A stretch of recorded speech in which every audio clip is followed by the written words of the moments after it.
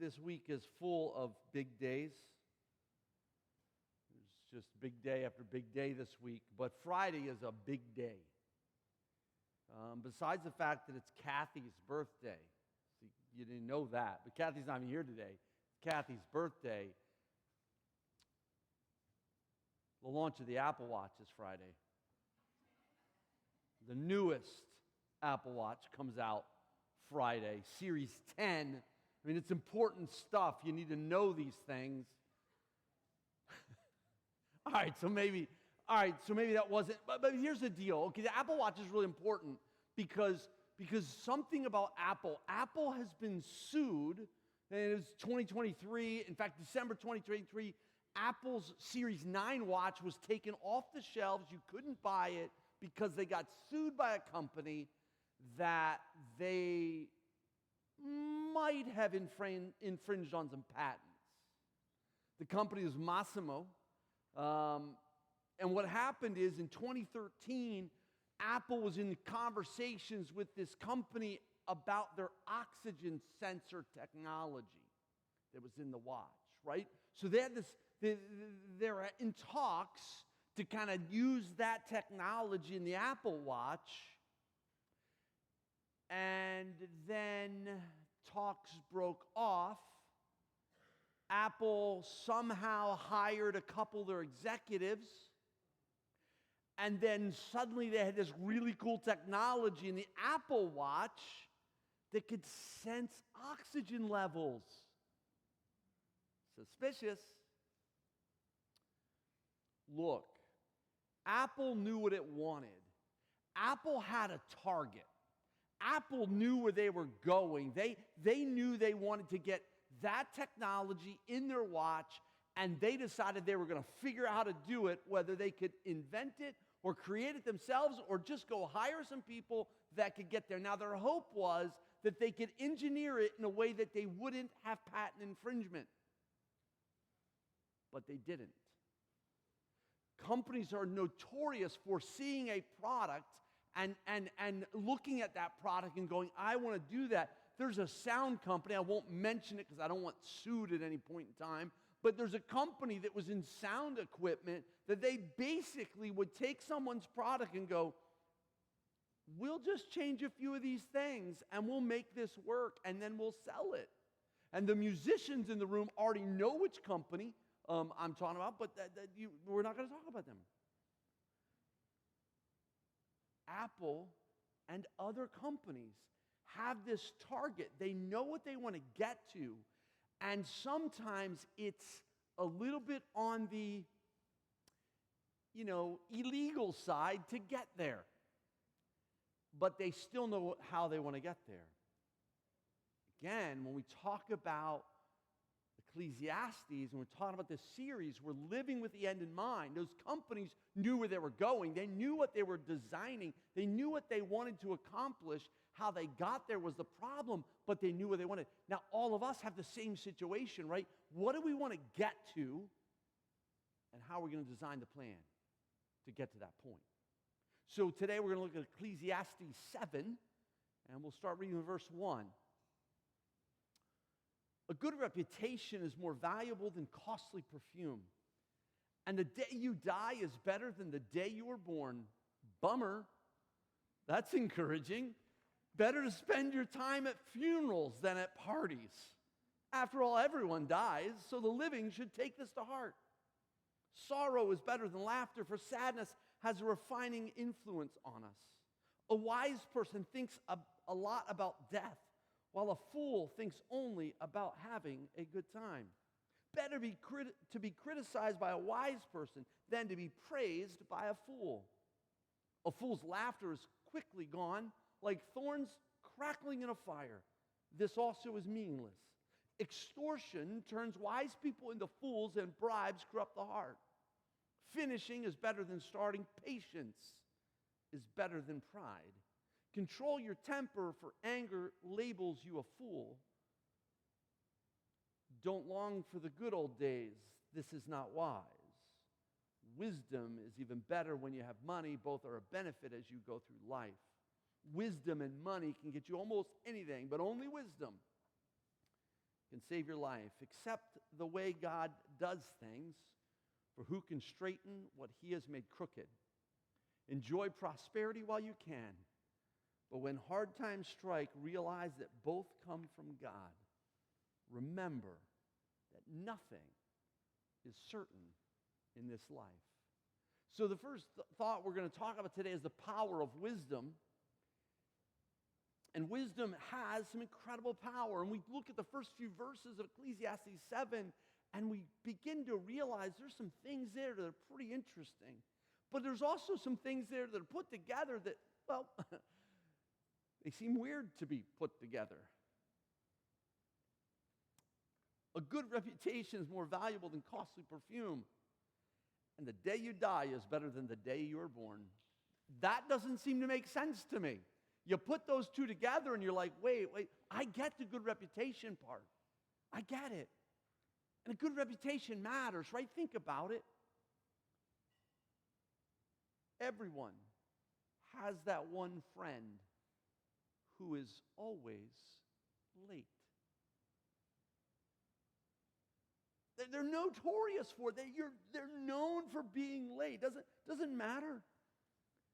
So the question I have for you is not about whether you're on time or late. I don't really care unless you make me wait, and then I'm not real patient. We'll get to that later. But what reputation do you have? What are you known for? Now, Angela, and she's not in here, she's in the nursery, but Angela has a reputation while teaching that the kids have fun and learn. And she was told this week by one of her students that she never gets mad at her students. Remember, she teaches preschool. She's like, I get to have fun, act a little goofy, the kids love it, and I get paid for it. And they learn. Look, you can buy a lot of things in life. You cannot buy a good reputation. If people were free to give an honest assessment of who you are, what would they say? What is your reputation? Now, it's interesting that when you're asked to give references for work,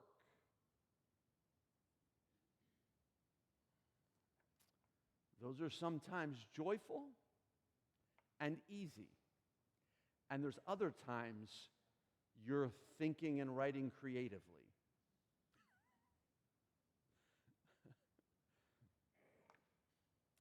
Why?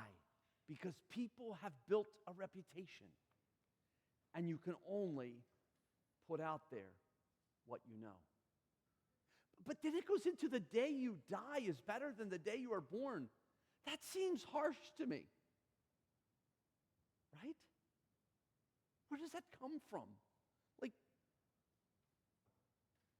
well, the initial thought is, look, there's going to be difficulties in life. And at the end of life, if you know Jesus, there are no difficulties.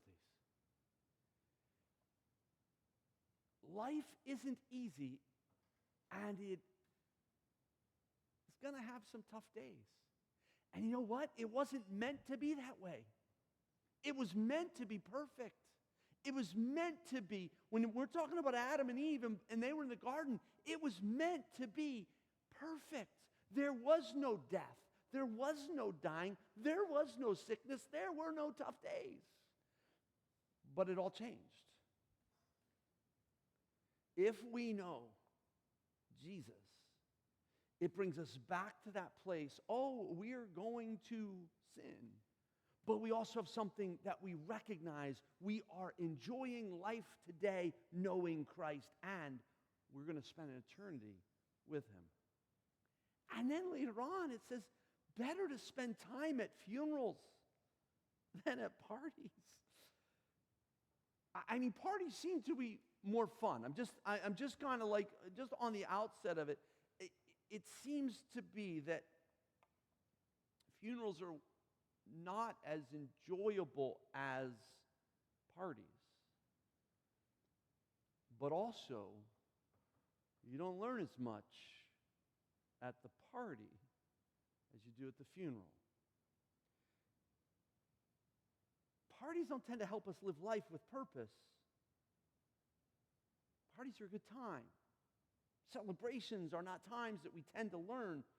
I can't tell you the number of times that I talk with bowlers in particular, because I coach them, right? As I coach bowling, whether it be on a Saturday or whether it be in a high school event, when they are struggling and they basically want to quit. I look them square in the eye and say, guess what? You're going to learn more today than you've ever learned before. Because you don't learn in easy times. You learn in the difficult moments. You learn when things are hard. And you're going to learn more in this moment. If you don't give up, you will learn. And it will make you a better bowler for the next time. Now, that's true in life. And that's part of the deal. Right? When we look at funerals, memorial services, there's a lot to be learned at funerals and memorial services. One of the things that we learn is things we didn't know.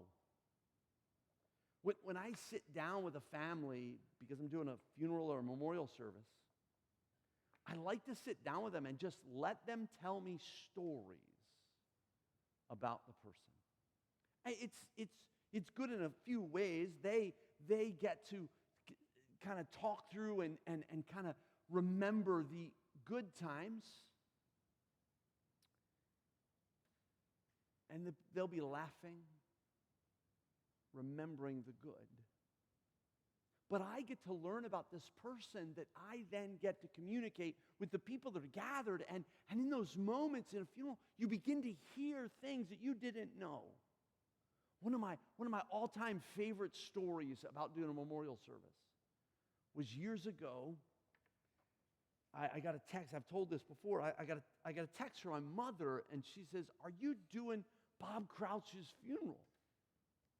And I'm like, "Yes." My mom's in Texas, right? She's in Texas, and she texts me and asks me, "Are you doing Bob Crouch's funeral?" And I don't know how my mom knows Bob Crouch, because Bob Crouch attends the church, and my mom, I don't think they'd ever met.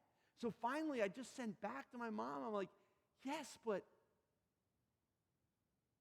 why are you asking me this?" She said, "I went to school with him." I went, "Oh, so tell me more. Because now I might get something that no one else is going to know." And so she tells me some stories about high school and some of the clubs he was involved in. They graduated from Highland Park together. And I was like, this is going to be fun. And when I told the family that story, and they began to tell that Bob was in the, biology club, they're like, "He was in what?" How do you know that? I said, "I just found out my mother graduated high school with him." They're like, "Seriously?" I'm like, "Yeah." So anyway, it's kind of crazy. And so when you learn these things at funerals, we come to these moments. Why do funerals matter? Because it's the end. And now we're going to step into eternity, and we're going to step in that moment. But think about this again. If we want to get to the place at the funeral where everybody remembers us for a good reputation, and we had wisdom, and we loved people, and we cared about people, and we served Jesus, we have to design the plan to get there. We have to live with the end in mind. This week at the men's conference, Philip Deese gave us this quote: "Life is about choices. Every choice has a decision. Every decision has a direction. Every direction has a destination." Okay, so life is filled with choices, and they're all getting us to a destination. And if you want to get to a destination that you like, you got to design your life to make decisions to go in the right direction to get to the destination you want to get to. You're going to live with the end in mind.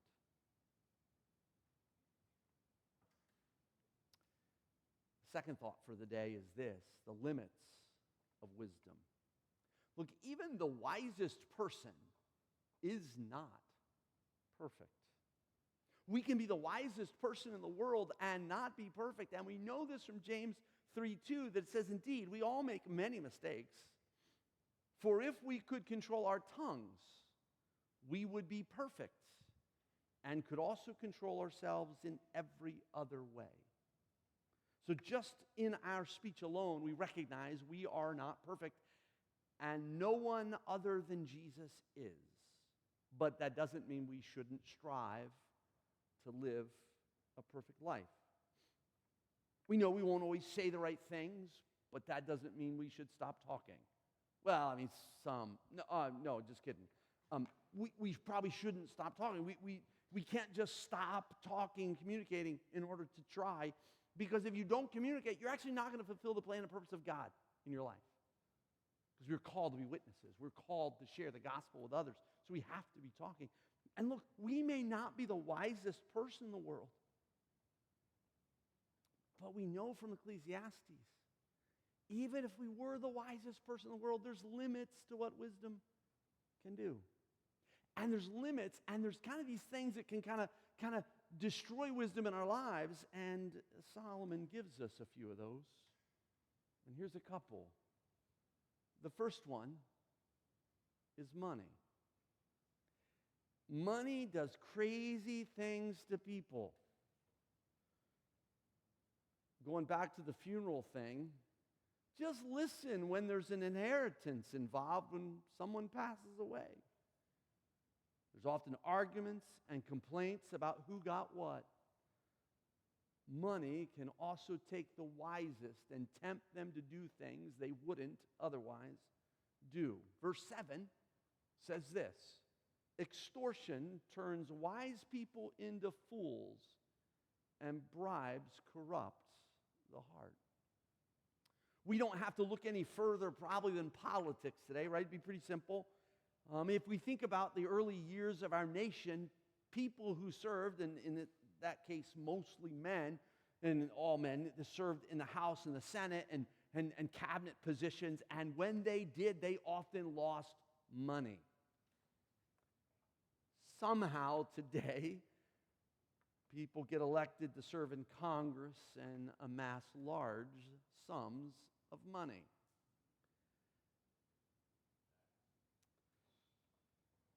I'm just thinking, based on what their salaries are and the cost of living in D.C. and all, there's a different flow of money happening there. Now, this isn't a political thing, but I'm just saying, bottom line is, money has a corrupting factor to it, and people have prices, and they tend to be willing to get rid of a good reputation or give up on wisdom for money. And that's what Ecclesiastes is telling us in verse 7. There's another one, patience. The Olympics were just recent, right? Olympics and the 4x400 women's relay was just a phenomenal display of ability and just dominance. In fact, the final leg of the 4x400 women's relay was run by Sydney McLaughlin of Roney. Okay, so she runs that, and the announcers are saying, oh, look, she can hold plenty back. She can take it easy in the first 200. She can do all that. No, she did not. She's like, I am going to absolutely destroy the field. Because she already had like this huge lead anyway, probably almost 100 meters. And so she just takes off and she goes and she runs a split that is an amazing split for the 400, and she is a 400-meter hurdler, but she runs this amazing split and she had plenty left in the tank. One of the fears is with running is if you go out too quick, you have nothing left and you come across the line gagging and gasping for air. And you want to give it all, but you don't want to give it all so you only got 300 meters in the tank when you're running a 400. You don't want to have a mile left when you're running 3 miles and have nothing left in the tank. I've been there.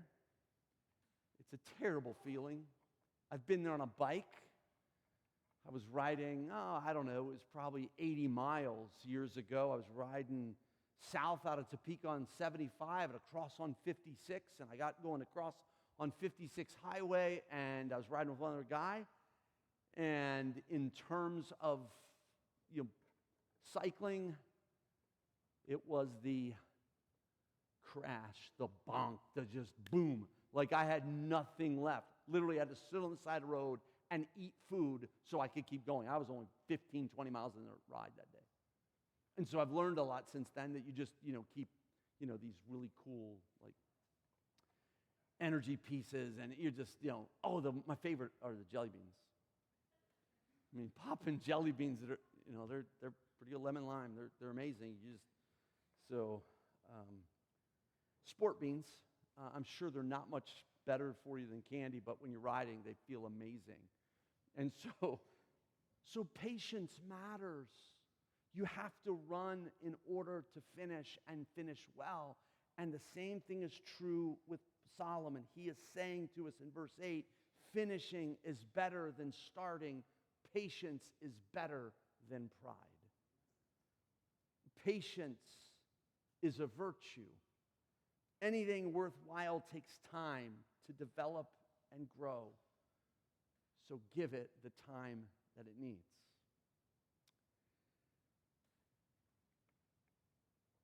The third one is anger.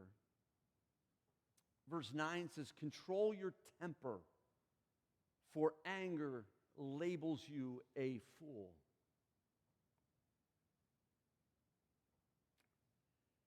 Look, life can be made up with a series of frustrations at times. I would encourage all of us, myself included, to do some exercises that lengthen our fuses. Again, let's go back to the funeral. At that funeral, one day, we have to recognize we will be in that spot too unless Jesus comes back before then. But when you look at the funeral, when you look at that moment when you're done, does it really matter that you got mad and angry at that situation that right now you seem so big? It probably doesn't. Right? It probably doesn't. It probably isn't worth being the person who's known for losing their temper. Look, I'm telling you, I'm not real good, and I've gotten better in the years, and I've had some problems in that area, especially younger. Oh my goodness, I wasn't even patient or the ability to keep myself from getting angry at myself. And I mean, if you would happen to beat me in a game, I could almost lose my mind. Probably still could. I don't like losing. But it's better to lose and control your temper and your anger than it is to get angry. Because anger labels you a fool.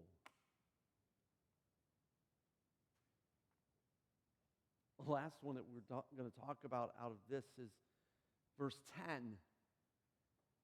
It says, don't long for the good old days. This is not wise. It's an interesting statement if you think about it, because we often hear things like this today. Things aren't like they used to be. Why is the world getting so bad? Violent crime is on the rise. I'm so glad I didn't have to bring my children up in these days. We seem to forget about the past, and we often remember only the good things. We can't look back longing for the years of the past. Because when we do, we're actually somewhat denying God's presence and activity today. Think about that for just a moment. God is at work today. He's at work in our lives, and He's at work in this world. And if we're constantly looking backwards, saying, oh, it's so much better then than it is now, we're actually saying God is out of control in some way. Oh, there's bad moments in every generation. I know we live in an era where we have statistics for everything, and things are worse or better based on those statistics. But if you really understand statistics, it's kind of a little bit of a weird game to play, because you can kind of make some things look like certain things based on moving timelines and other little criterias. But everything in our world seems to run in cycles. In fact, Ecclesiastes is basically telling us that as we've studied it. As we began to look at it, there's nothing new under the sun, right? Everything repeats itself. It's been done before. It's this whole thing. So we see this all the time. What we must do is trust God that He's still in control and that we know He is with us. I drove to Wichita this week, and so what you do when you drive to Wichita or anywhere else in the world is you read a book. Okay, it's an Audible. Calm down.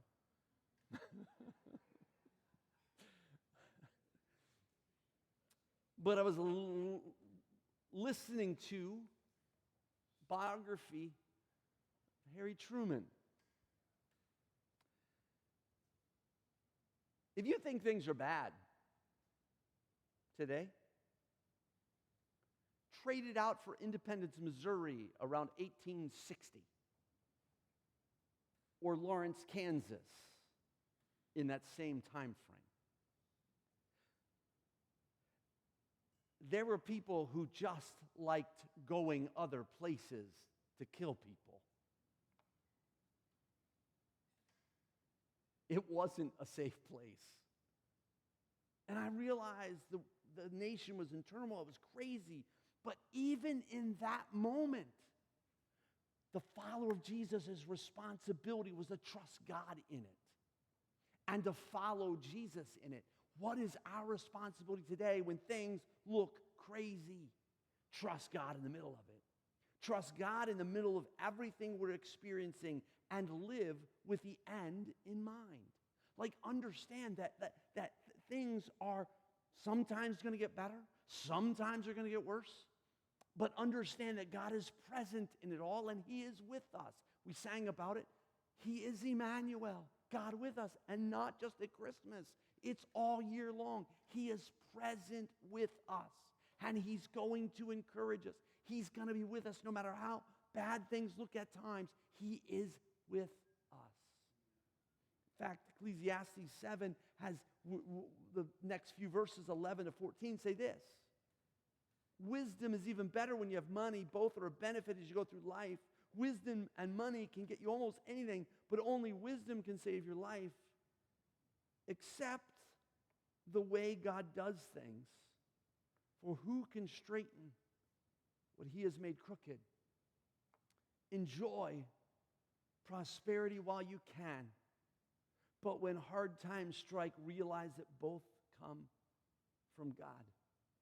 Remember that nothing is certain in this life.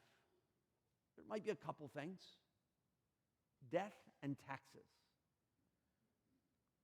But truth is, all of us should recognize that God is with us in the good times and the tough times.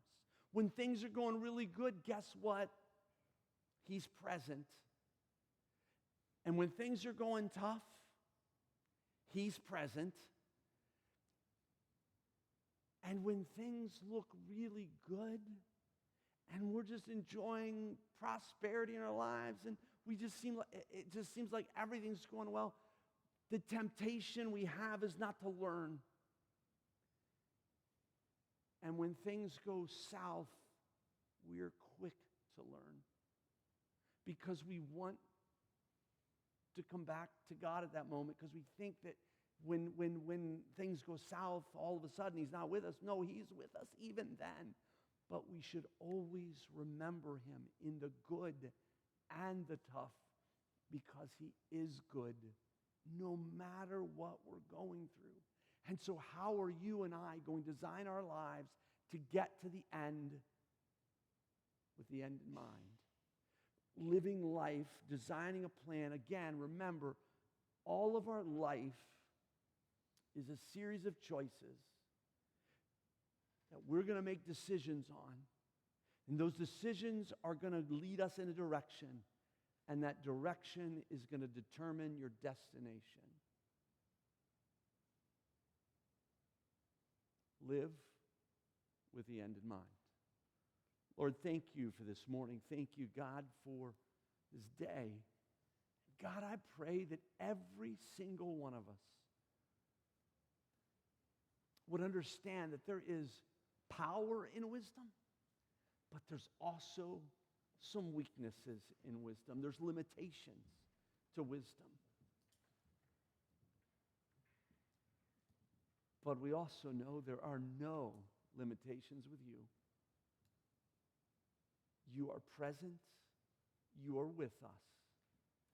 You are at work in our lives.